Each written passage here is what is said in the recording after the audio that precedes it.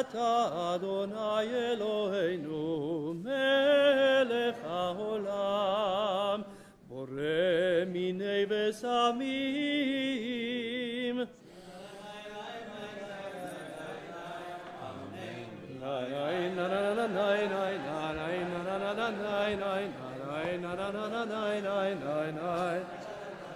ברוך אתה אדוני אלוהינו מלך העולם בורא מאורי האש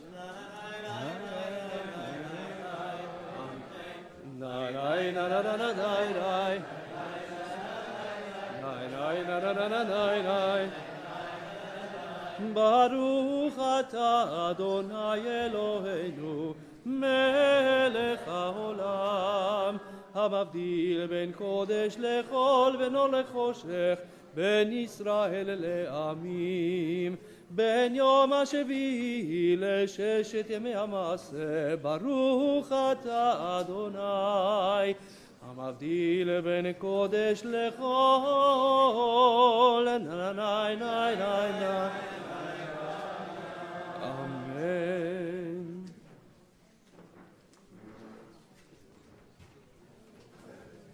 אליהו הנביא אליהו התשבי אליהו הגלעדי במהרה בימינו יבוא אלינו עם משיח בן דוד עם משיח בן דוד אליהו הנביא אליהו התשבי אליהו הגלעדי שבוע טוב שבוע טוב שבוע טוב שבוע טוב שבוע טוב שבוע טוב שבוע טוב שבוע טוב. Shavua Tov, you may be seated.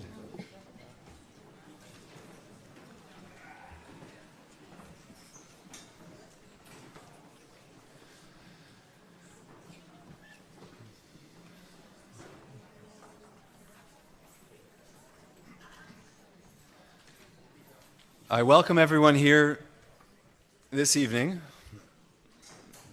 to a moment, to a ceremony, to an evening of tribute in memory of Rabbi Dr. Wilfred Shuchat, Morenu Harav Zeev ben Meir Ubraina, our leader and the spiritual guide of this community, essentially for 7 decades. In offering this evening words and song and prayer to his memory, we acknowledge that really there's nothing we can say that can properly and comprehensively convey the importance of this man to the Shaar, the level of devotion that he had to this community, his love for his family.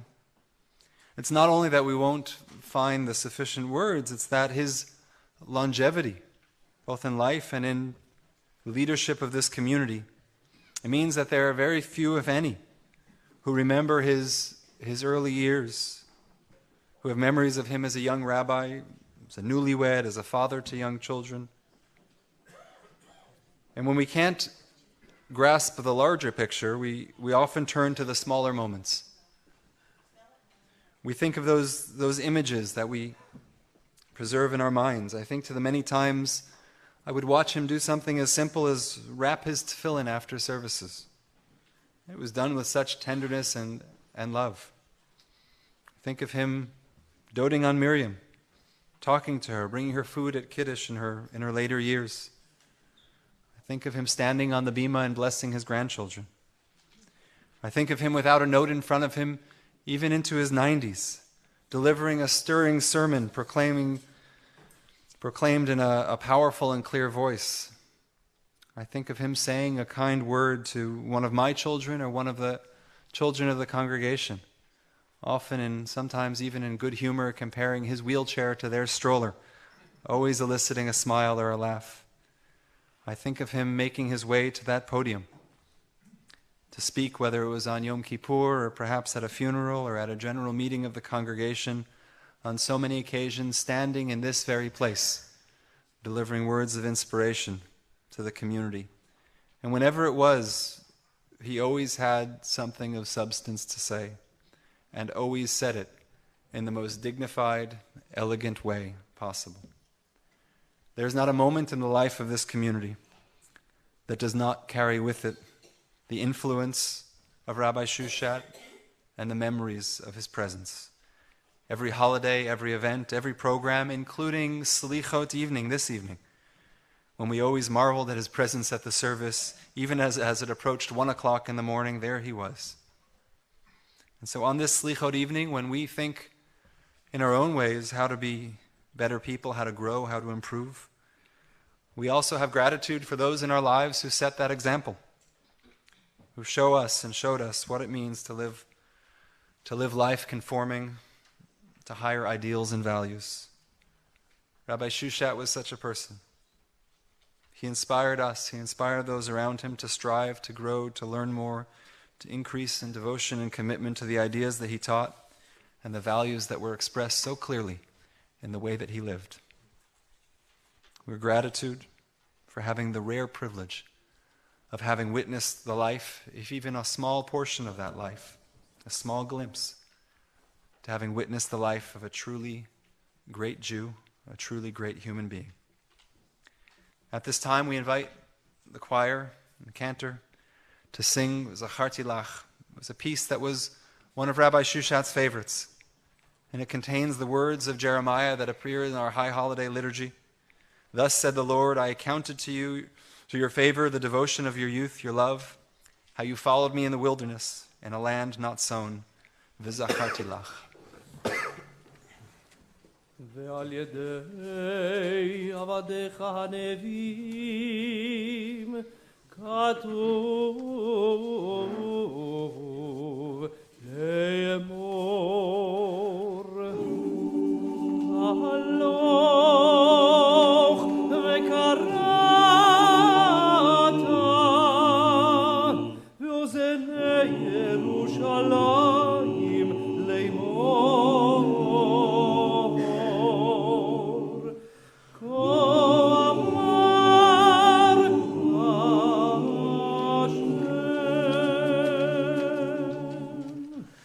So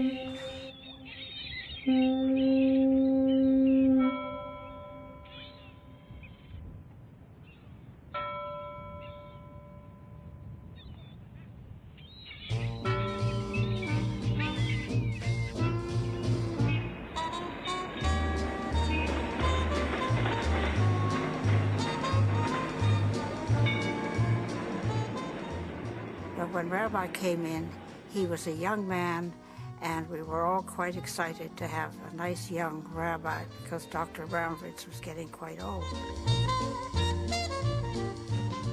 Rabbi Shuchat, as a young man, was very shy, but a very warm person, and he really felt that the Hashomayim was his calling.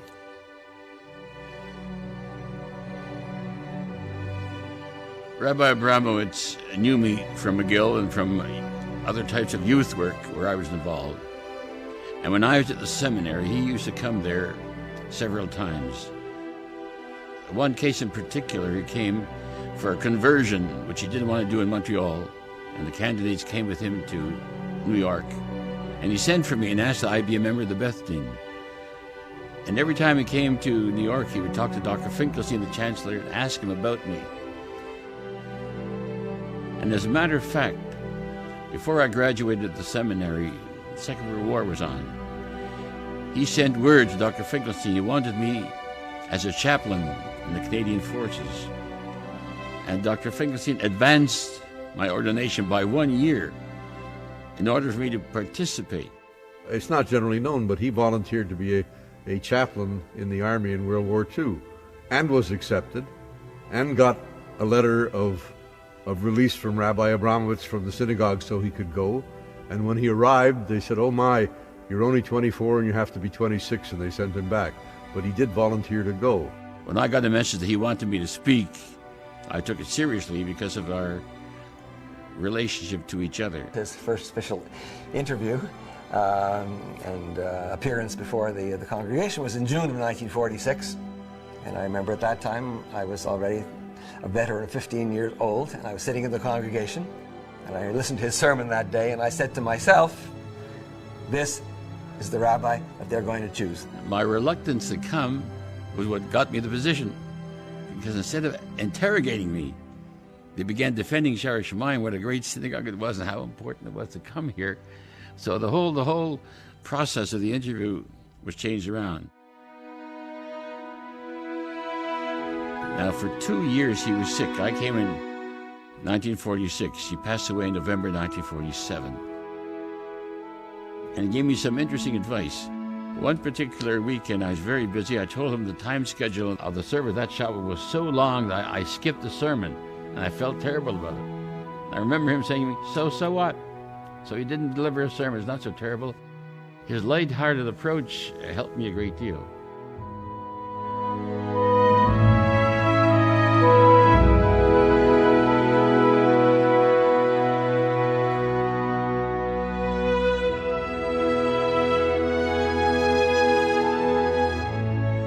He appeared from the beginning very dignified. In other words, Shaar Hashomayim had, and still has, the reputation of being a very dignified shul. He really felt that the Shaar Hashomayim was his calling.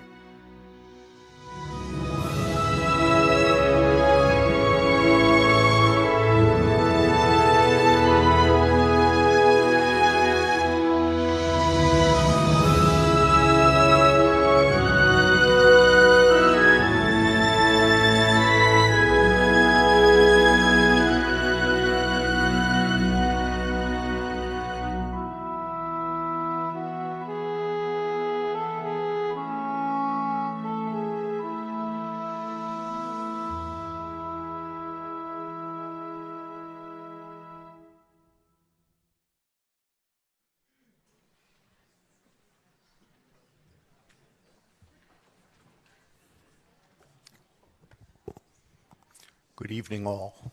Shavua Tov. Thank you for this evening in memory of my beloved father-in-law, Rabbi Shuchat.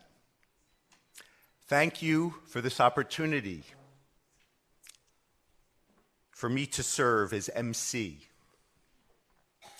Dad and I connected on a number of levels over his Torah teachings, over our shared love of history and his institutional memory of the Shaar Hashomayim, over our love for his daughter Bryna and his grandchildren, and over that famed institution,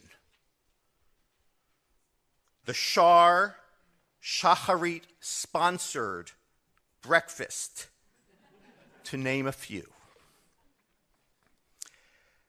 Thank you all for being here. It is so meaningful to our family. Bryna, Margola, Rafi, your diligence in saying Kaddish for Dad daily is impressive. It inspires me. Kol hakavod.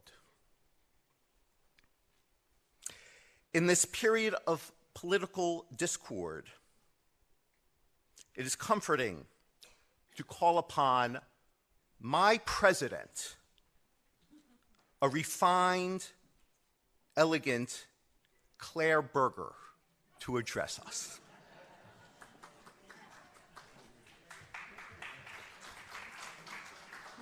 Thank you, Josh. Chers amis, c'est pour moi un très grand plaisir, au nom de notre conseil d'administration, de vous accueillir tous ici ce soir pour honorer la mémoire de notre rabbin, Dr. Wilfred Shuchat, qui, pendant de si nombreuses années, était le pilier de notre communauté ici à Shaar Hashomayim. Dear Rabbanim, clergy, friends, and guests, it is a great honor and pleasure for me to welcome you all here tonight and to bring greetings from the officers and Board of Trustees of Congrgation Shaar Hashomayim. Rabbi Dr. Wilfred Shuchat, who served as a spiritual leader for generations of people during his 7-decade-long association with the Shaar, is being remembered for his devotion, learning, and humility. His influence was felt way beyond Congrgation Shaar Hashomayim, as he left a lasting imprint on the entire Montreal community.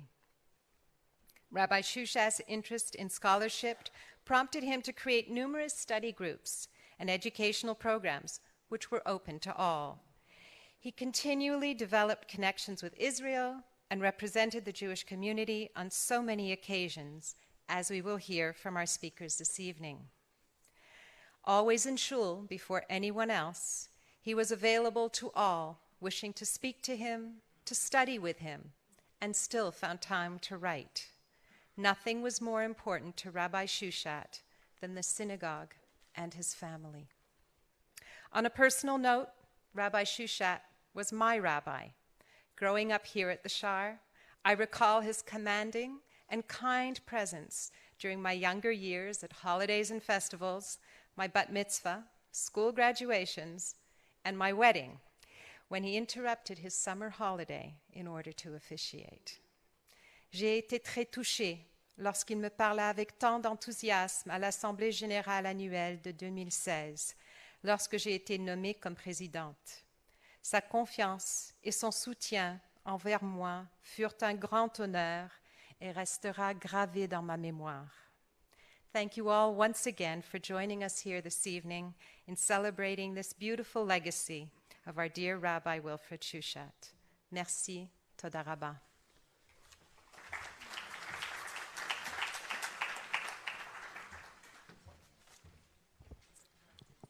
Thank you, Claire.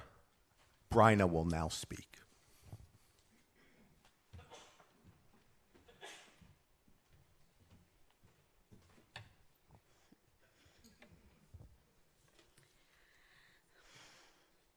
Every night, I would call my father and say, "Hi, Dad, how's everything?"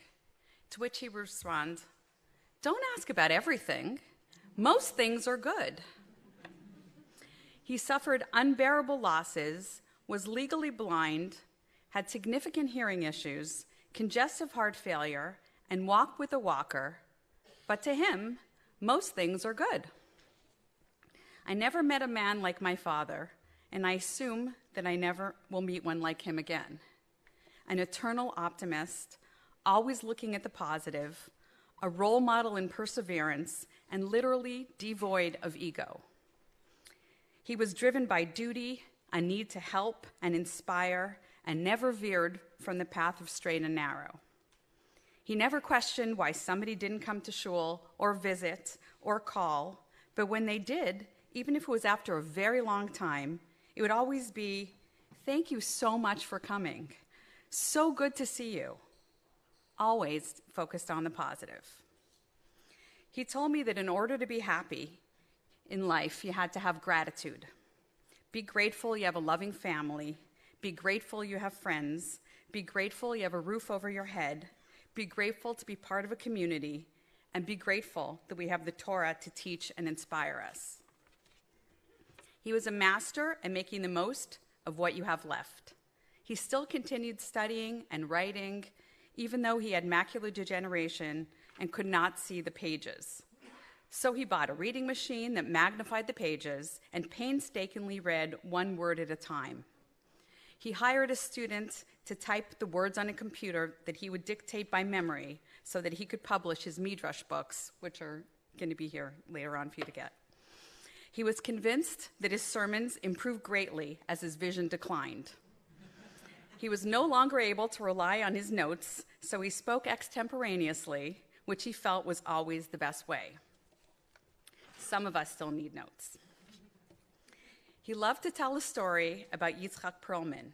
If you've ever seen a Perlman concert, you know that getting on stage for him was no small feat. He was stricken with polio as a child, and he has braces on both legs and walks with the aid of 2 crutches. Yet when he plays the violin, his talent transcends any physical challenges he may possess. Just as he finished the first few bars of the musical piece, one of his strings broke. Instead of ending the concert or asking for a new violin, he began to play with only 3 strings. It was beautiful, and the audience rose to their feet and cheered.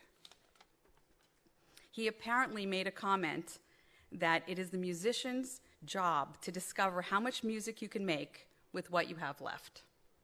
My father taught that lesson by example every day. No matter how he was feeling, or whether he had any sleep the night before, or even if it was a blizzard, my father never missed minyan or any other appointments that he had. Even if you asked him, "Aren't you tired?" he would say, "What does that have to do with anything?" My father had his hip replaced at the age of 90.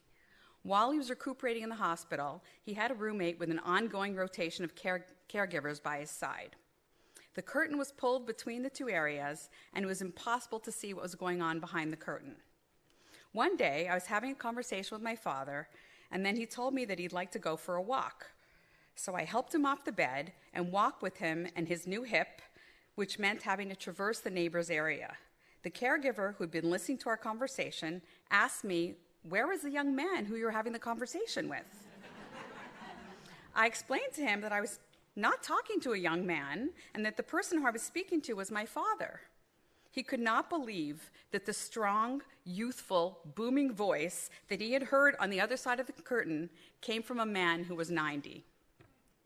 My father's self-trained voice transcended any physical challenge that he had. I want to thank all of you for coming to this beautiful tribute for my father, and for all the love and support that you've shown him over the years. I want to thank Rabbi Shaar, Cantor Gideon Zellemeyer, Cantor Moshkovitz, Rabbi Rachel, Yossi Eben Chain, Roy Azaleh in the choir, Claire Berger, Stephen Lipper, Robin Bennett, Josie and Tanya, and all the people who put these wonderful evenings together. We are all forever grateful.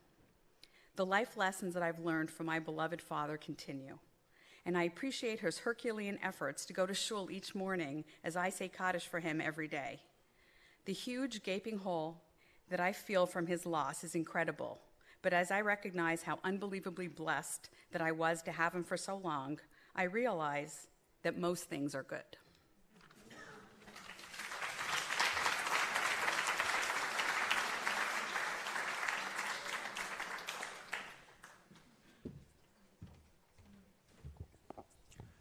Bryna, that was so beautiful. You make me, your children, so proud.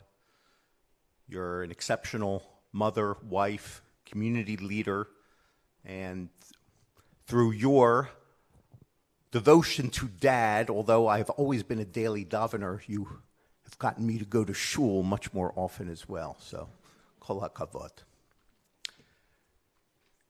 As I was watching the video just before, it brought back some very beautiful memories of, I believe, 2006, when one Stephen Lipper and one, I think it might have been Stephen Glass at the time, when he said, what was the quote that with you and Millie Landy, let's do theater, let's do something exceptional. Whatever it was a flood of very powerful memories. My father, blessed memory, was here that evening. My mother, may she live and be well, was here that evening. It was so exceptional, and time only makes these more special. And Stephen, when I married into the Shuchat family, and Bryna was telling me of some of her 10 favorite congregants, you were very, very, very high on that list, very high on that list. You provide value personally in our family life, publicly in communal life, as demonstrated by just that movie and that evening and what we were about to hear. And daily, I feel your counsel and wisdom daily in your email, which I am privileged to receive. And I agree with you about 92% of the time. And even those rare times I do not agree with you, it is so well written that I almost agree with you. One of my role models in Jewish life, and a dear, beautiful person, Stephen Lipper.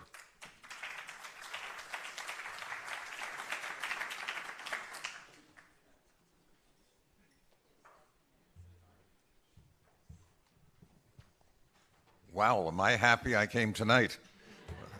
That was something. Rabbis, Shuchat family, friends, Shavua Tov. With that introduction, I'm going to have to say something about 2006. First of all, let me just say that I'm honored that the Shuchat family asked me to participate in tonight's event. It's a very, very special evening, and all of us are so delighted to be here to honor the memory of Rabbi Shuchat. With the invitation, I was given instructions. Keep it to a few minutes. I shall do my best. After all, how much can you say to cover 72 years? But I'm sure I share this thought with many people in the room when I say that Rabbi Shuchat became part of our family. He was the rabbi who officiated at my bar mitzvah, at our wedding, and unfortunately at the funeral of both my parents and Irene's parents, and very recently Rosetta, who was on the opening scene of that video. He, along with Rabbi Shaar, both gave eulogies at that event. So it's a two-way street. Rabbi Shuchat was an intimate part of our lives, and we became an intimate part of his family. We celebrated with the Shuchat family at their bar and bat mitzvahs, at their weddings, and of course, we mourned with the Shuchat family at their terrible losses, first of Elizabeth, of blessed memory, and of course, Miriam.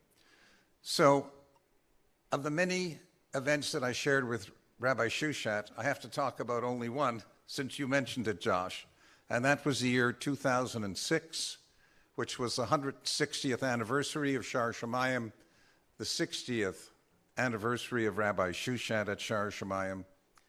And yes, we decided we were going to do something spectacular, and it was an extraordinary evening. And I want to talk about one event of that evening, and that's with the assistance of Penny Cole, who was fantastic throughout, and Stephen Glass, who was a creative genius, and a whole committee.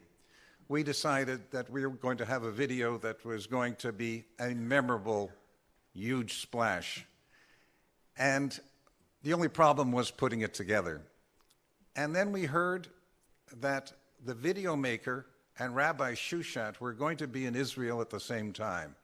And there was a window of a couple of hours when we could get both of them together at the Kotel. Thank goodness for Charlie Solomon, because he arranged the logistics, otherwise we wouldn't have made it. So let me describe the scene to you. It was something like you saw here, only the screen was much, much bigger. And there we saw Rabbi Shuchat with his extraordinary dignity and the spirituality which radiated from him, walk towards the wall, saying private prayers until he reached the wall, when he continued with private thoughts that we were not privileged to hear. And then seamlessly, the scene switched from the Kotel in Jerusalem to the magnificent sanctuary of Shaar Hashomayim. And there on that giant screen was Rabbi Shuchat walking down the aisle, an empty shul, and he was coming down with a dignity and a bearing that only Rabbi Shuchat has, and he walked up to the bima, to the ark, continuing reciting the prayers and thoughts that he recited at the Kotel. It was an exceptional moment. It's in our archives. It's available to all of you. And then seamlessly, the screen switched to right here at the Landy Hall, and there you could see Rabbi Shuchat in Landy Hall walking up towards the stage.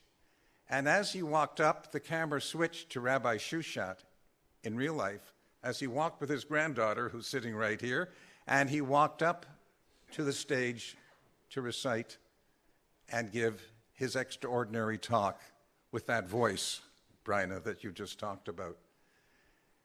The evening was extraordinary. I could tell by the buzz afterwards that people were thrilled and they were excited. But if I had any doubts or misgivings, they were all gone the next morning when I received a call from Rabbi Shuchat, who said, "Stephen, you've done many things at Shaar Hashomayim, but this one was the best of them all." And the best part of it was that Miriam could participate, and it was not much longer after that that she would not have been able to. So that was an extra blessing. So to all of you, and especially to the Shuchat family, I want to say that you'll always be part of us.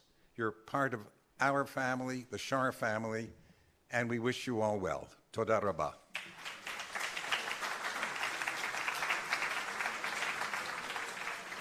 Dear friends, I want to begin by thanking whoever decided that my two granddaughters would escort me to this bima. This afternoon they told me they wanted to rehearse. Their idea of rehearsal was they would show me what to do, which of course is exactly what happened. I must say I find it very hard to listen to words of praise, but I'm glad it was said because I wanted Miriam to hear it.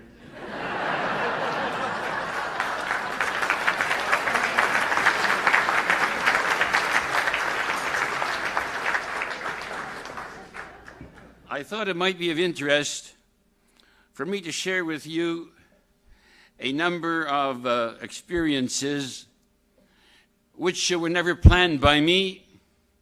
They just happened, but they had a tremendous influence on my growing up spiritually.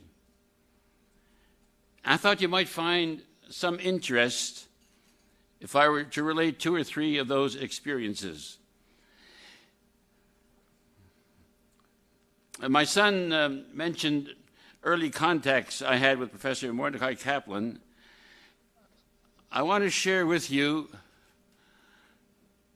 my first personal encounter with him. He was professor of homiletics at the Jewish Theological Seminary Rabbinical School. Homiletics is the study of sermons and their preparation. And I'll never forget the first class that he conducted. Now, this is what he said, and I'll never forget it. "My dear young friends, it is not my role to teach you how to speak. New York has great universities, and most of them have professors of public speaking. They can tell you whatever you want to know about how to breathe and how to enunciate and how to project your voice. I don't belittle any of these things, but it's not my role. I have only one interest.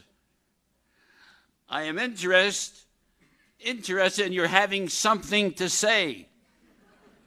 If you have something to say, you will find a way to say it. But you must have something to say. I can't teach you what to say. You have to have some idea, but I can help you and to show you books and share many, many things. But the important thing is you've got to have something to say. I never forgot that. It was a tremendous lesson. I didn't always fulfill it. There were times I had nothing to say. I tried not to say it. It wasn't that easy. But the idea of having something to say is the key to many professions and certainly to the rabbinate. A couple of years later, I had another experience which turned out to be indelible. I was walking in the chapel. Of course, in those days, it was somewhere else. Every time there's a reconstruction or a renovation in the Hashomayim, spaces change their location. So the chapel was somewhere else, but it doesn't matter. I saw a gentleman seated, person with a goatee, with a book in front of him. I didn't want to disturb him, so I tiptoed out, but he called me back. He said, "You don't know me, but I know who you are." And he explained. He was Rabbi C. Hillel Kovar of Denver, Colorado. I recognized the name right away. He was a classmate of Rabbi Abramowitz, and he was in Montreal to visit his wife's family. I looked at what he was studying. I said, "I see you have a Gemara in front of you. Are you doing the Daf Yomi?" That's the project whereby Jews all over the world study the same folio page of the Talmud. He said, "No, I don't do the Daf Yomi. I have my own schedule. But I never allow a day to go by without studying some aspect of Talmud. And when I'm very busy, even if it's only a paragraph or a line, I never go to bed without doing that. It's the discipline that counts. And I can tell you this, it has made me a better rabbi, it has made me a better human being, it has made me a better Jew. And I recommend, with all the force I can muster," he said to me, "that you do the same thing. It doesn't have to be the Talmud. Judaism has many resources. But I recommend it should be a rabbinic text. Choose whichever you want. But do it and start right away." That was also one of the best forms of advice I ever received. One of the questions asked was, over the 60 years, what was the most important day or the most important event? That was the easiest question to answer. It was the day I met Miriam. Who could argue at that point? I think she deserves the tribute dinner. The past couple of years haven't been the greatest for us in terms of medical problems. When people ask me how we are, I have a steady answer. Neither of us are 21. That seems to be something that's acceptable. Everybody understands right off the bat. So, whatever the Ribono Shel Olam decides, like everybody else, that will determine our future. But both of us are very grateful for all the wonderful things that have happened, for everything was said tonight, even though it's very much exaggerated. But I appreciate everything that was done. If I've left anyone out, I apologize, and I meant to include them. For the past couple of weeks, I've been saying to myself, if only I could find a story or some way to end, something I could tell you that would be significant. So far, I haven't found that story. I'm like the man who had Yortzeit on Saturday afternoon. So he came for Mincha. After Mincha, there was a slight delay. There was a speaker. He didn't feel like listening to the speaker. He walked out for a while. He came back 10 minutes later, and the speaker was still speaking. He went out again, came back a third time.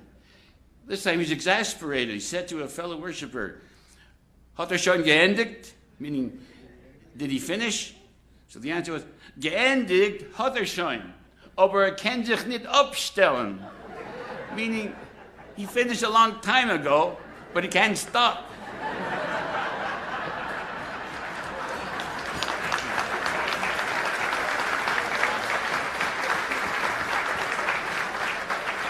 That's my problem, dear friends. So therefore, I say to all of you, Yivarechecha Adonai Mitzion. The Lord bless you from Zion. Urei B'tuv Yerushalayim Kol Yemei Chayecha. May you see only good in Jerusalem all the days of your life. Urei Banim Levanecha. May you experience your children's children.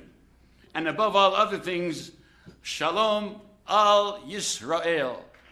Amen.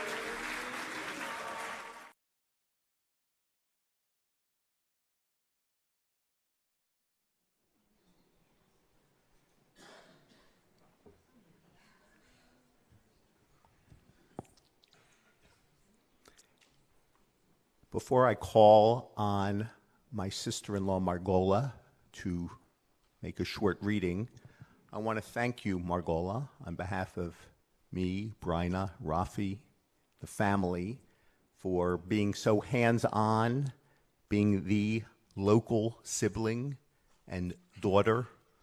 And you had a very, very special relationship with Dad. You were always with Dad. You were always by Dad's side. Thank you for being a first responder on so many occasions, and for all your involvement in our lives. My sister, Margola.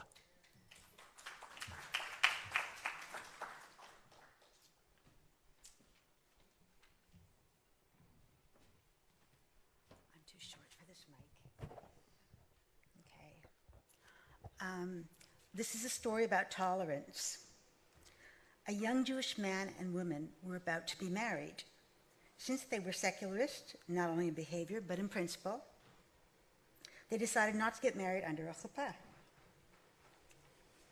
But they would appear for a civil ceremony. One of their closest relatives, who was religious, was appalled by this decision and announced that under no circumstances would he attend the ceremony. A week before the ceremony, a close friend of his came to see him, and he said, if you stay away from the ceremony, what will you achieve?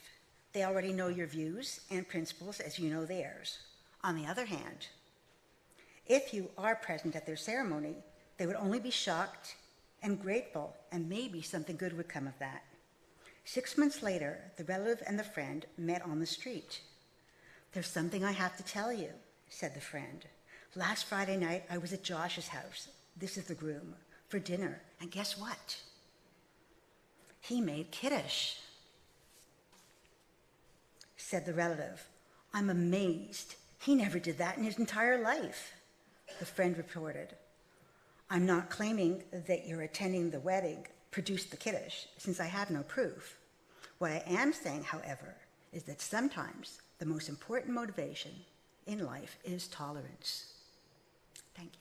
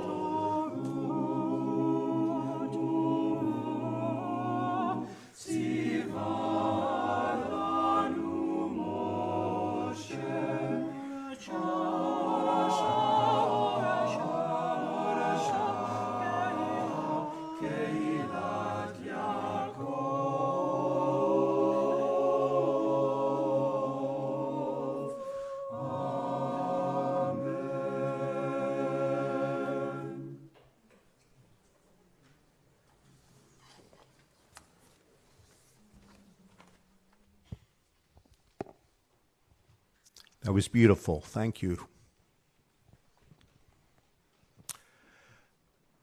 Rafi,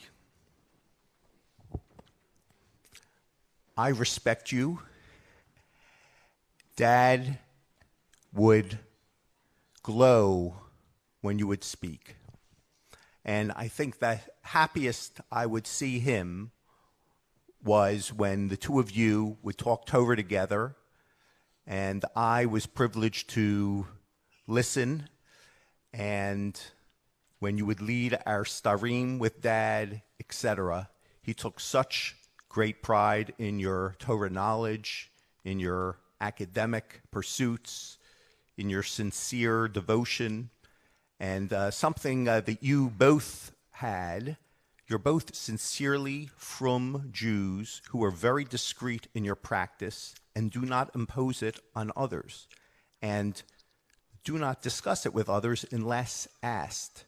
And having observed it for 27 years, it's very profound, and you should be blessed for it, and I benefit from watching you be that frum. Kol hakavod to you. Dear brother, please speak to us.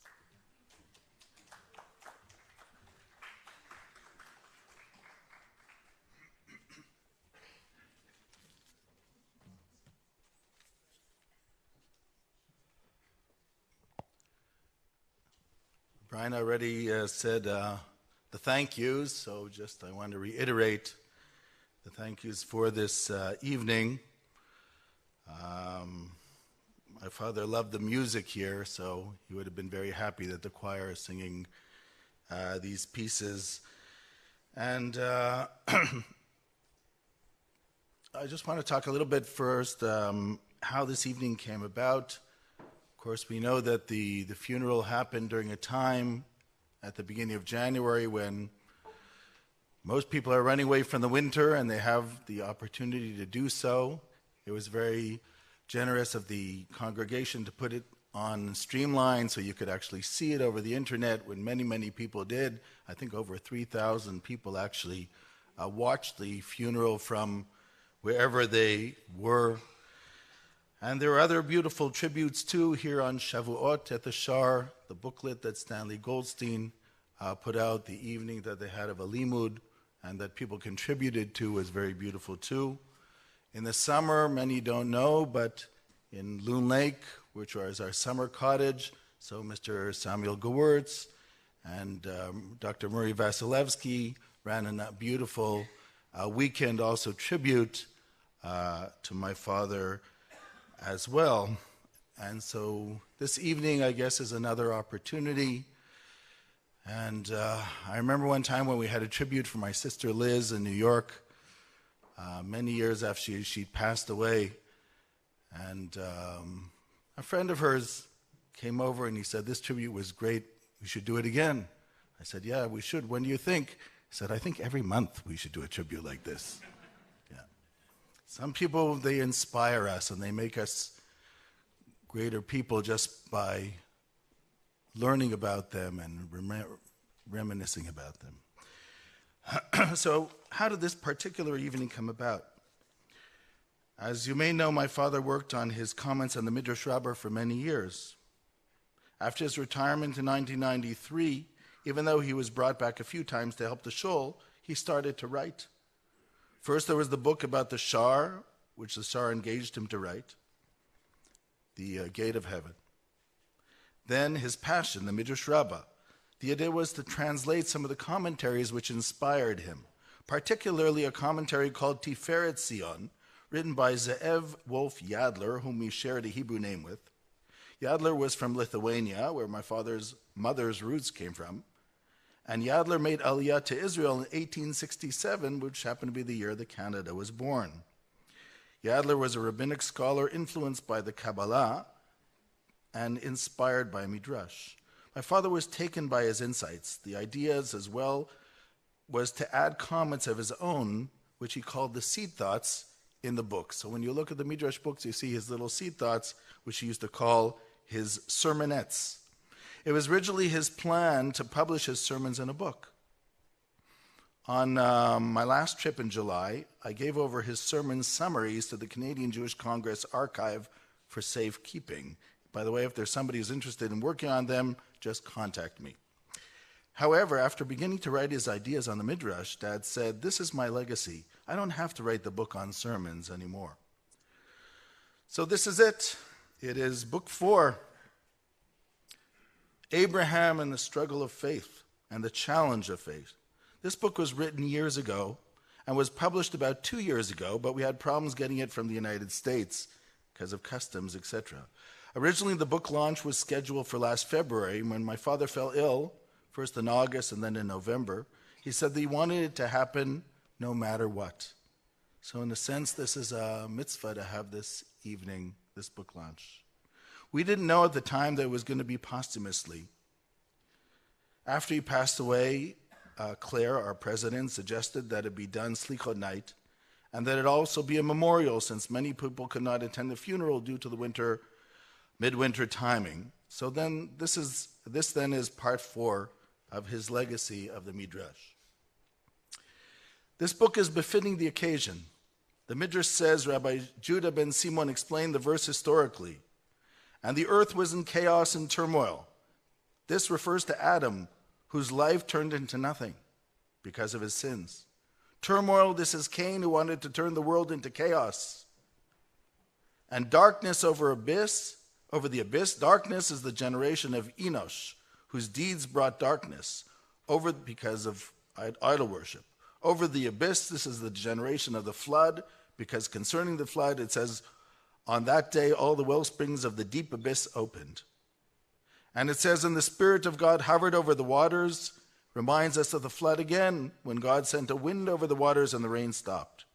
Then the Holy One, blessed be He, said, until when shall this world be guided in darkness? And God said, let there be light. This is Abraham. The first Sedra of Breshit talks about God creating a universe. He creates mankind to perfect this world and to be a guiding light. As Heschel put it in the Bible, God is in search of man. The Sedra of Breshit ends in failure. Adam and Eve eat from the tree, disobey God's command.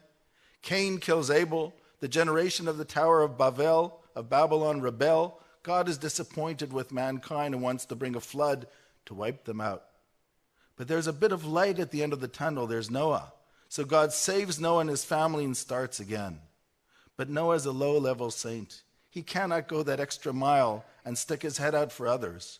He can do God's will, but he is not there to defend others. Abraham goes the extra mile. He is willing to defend the cities of Sodom and Gomorrah, knowing that they're far from being the paradigm of perfection. For my father, Abraham represents the Jew in the world. We are taught to stand up for others, to love others as ourselves, to mend the world, and sometimes, unfortunately, just to survive. That's the struggle of faith. As Eli Wiesel wrote in his book, To Be a Jew, the Jew sits in the Beit Midrash and studies the Talmud, which says that whoever saves one life, it's as if he saved the whole world. He learns the sanctity of the life, of all life, despite being victimized by the world around him. Dad was an idealist. The rabbinate was a calling, not just a job. It was about rebuilding the Jewish community of Montreal after the Shoah, not physically, but to reinstill hope and meaning in a demoralized Jewish world. He was a Zionist and saw the state of Israel as a new hope for a broken people. He believed in Jewish education and wanted so much the Shaar started day school. It failed in the 60s, but he was vindicated when the Shaar began hosting the Akiva school.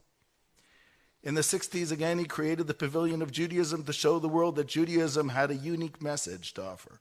In the 70s, he created Shabbat Yachad in Israel with Professor Pinchas Peli to help mend divisions in Israeli society. Again, in the 70s, he created the De Sola Club on Mountain Street here in Montreal to promote kashrut in Montreal. He also founded the Board of Jewish Ministers in Montreal and headed it for years. But even more, he saw all of the congregants of the shul as family. Our family was, of course, his first concern, but the Shaar he saw as a sort of extended family. He also never turned anyone away, not the poor nor the strange. There are a lot of strange. Not the broken nor the sick. He was always there. Like I referred to him at the funeral, he was like the rock. For us as a family and for the congregation. You see, to be a man of faith is not only about saying Tehillim or fasting weekly or burying yourself in books. It's about being a human being in the highest degree. It must reflect itself in how we see our partners, our children, our family, our community. It's about identifying with the Jewish people and its goals. It's the struggle of life itself, in the face of the paradox of the search for meaning and fulfillment in defiance of our mortality. It is the hand of God that sometimes brings all the loose ends together in faith, and we are the musicians of this orchestra. In a Pirkei Avot, Akavya ben Mahalalel says, think about three things, and you will never do sin. Know where you came from, know where you are going, and know before whom you're going to stand.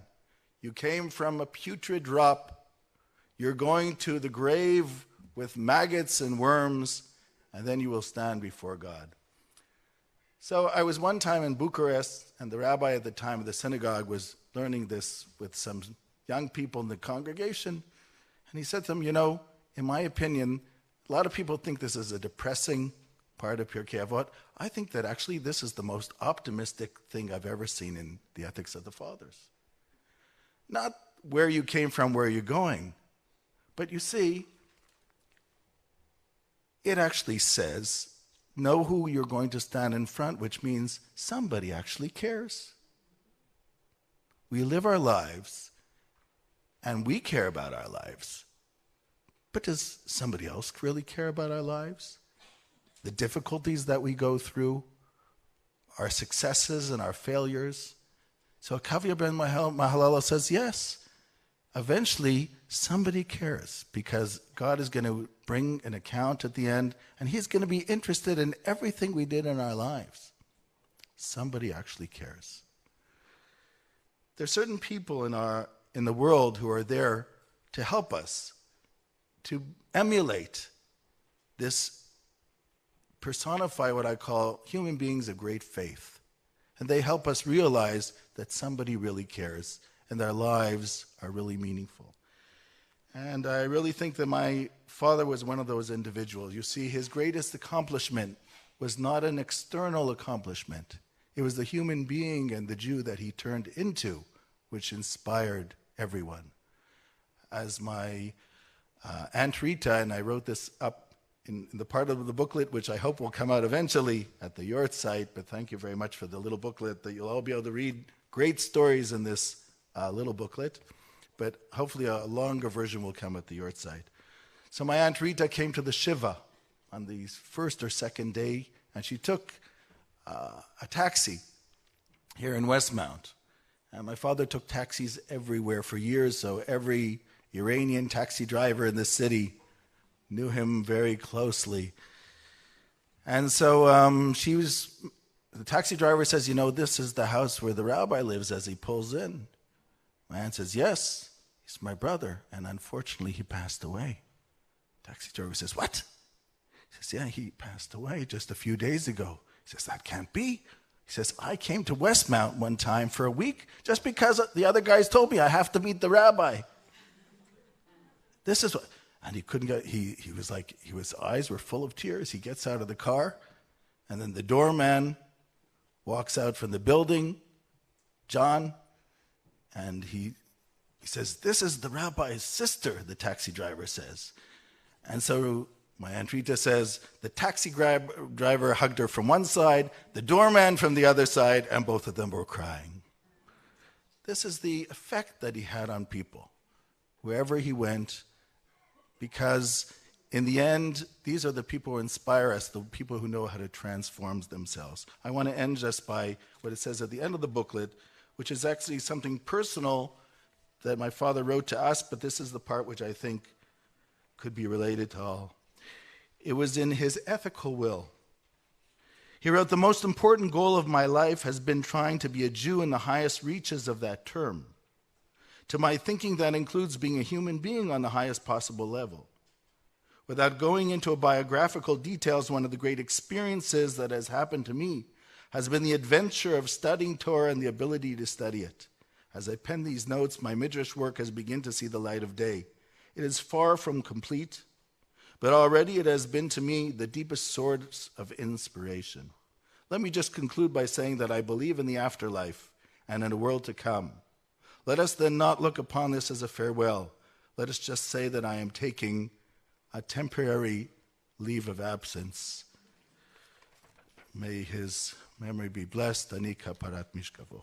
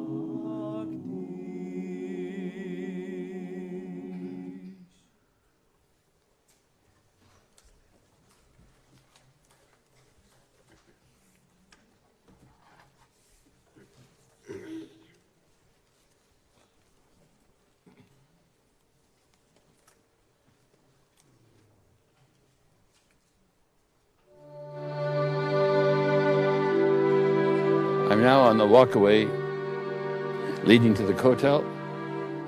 So much of history is here. So much of the immediate present is here. So here we are in all the majesty of this space.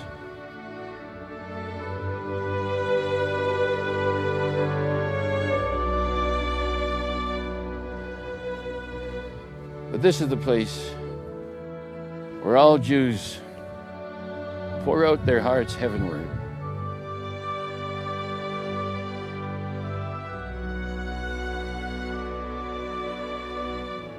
I intend to approach the wall itself and merely recite personal prayers.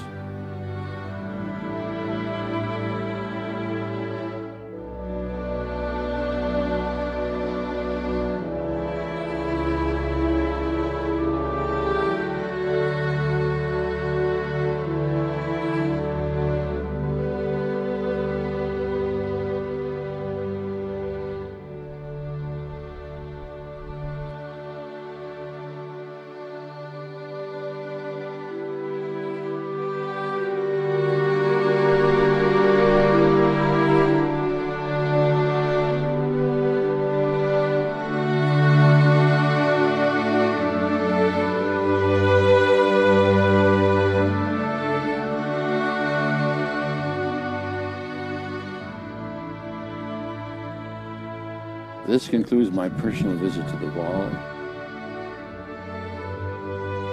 and I have extended blessings to all who are near and dear to me, and to the State of Israel, and to Canada, and to all those areas and influences and values that we hold dear.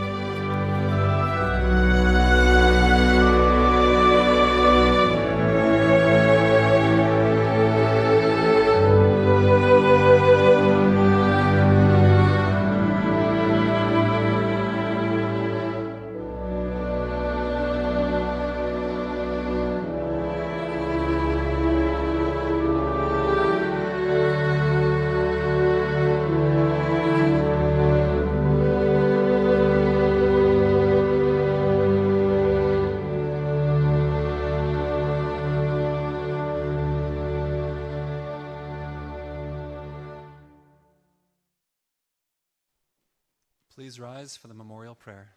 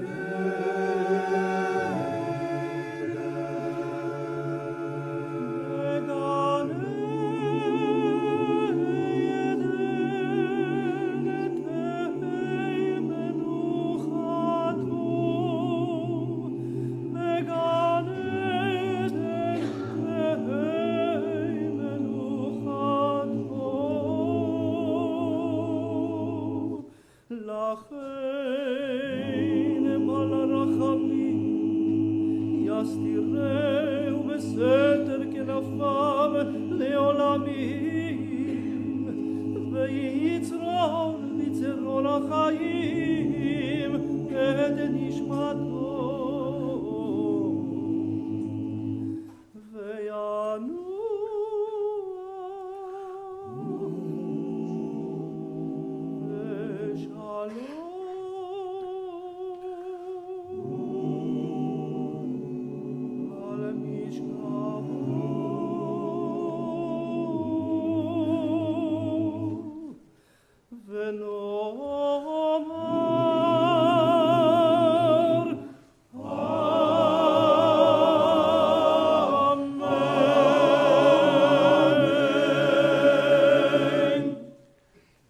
Almighty grant Rabbi Wilfred Shuchat, Morenu Harav Zeev ben Meir Braina, his place in paradise.